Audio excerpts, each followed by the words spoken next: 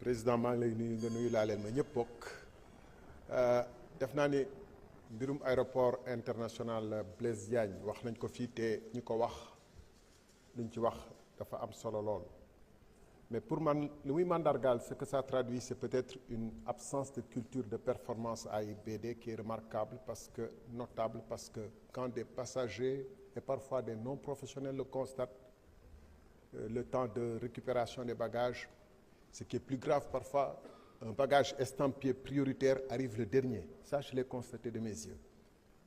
Mais ce qu'on voit quand on y regarde de près, depuis la passerelle jusque là où on fait la queue avec les peintures éraflées, les carreaux qui gardent des marques de salissure intense, le tapis bagage, on voit qu'il y a une absence de culture de performance dans cette entreprise. Et au-delà, est-ce qu'il y a un audit sérieux qui se fait régulièrement, comme c'est préconisé justement par l'annexe 9 dont parlait tout à l'heure M. Oumar Sy. Mais je ne vais pas m'attarder outre mesure, puisqu'il y a d'autres problèmes importants qui peuvent impacter la sécurité. Le personnel.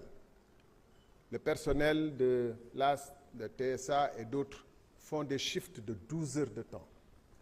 Et pour pouvoir arriver et repartir, ils peuvent rester 13 heures de temps entre le moment où ils quittent chez eux et où ils rentrent.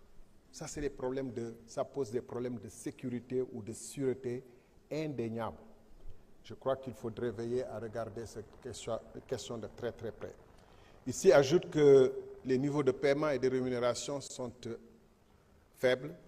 Et ce qui est plus grave, c'est que dernièrement, des personnes, les responsables de l'entreprise ont, me semble-t-il, TSA, violé les règles d'organisation de personnel, des droits de grève, etc., en infiltrant des groupes WhatsApp et en se basant sur ce qui est écrit dans les groupes WhatsApp pour, au lieu de désamorcer la crise et discuter avec les gens, mais renvoyer purement et simplement des gens sur la base simple de leur demande de s'organiser pour pouvoir faire valoir leurs droits éventuellement à travers des piquets de grève.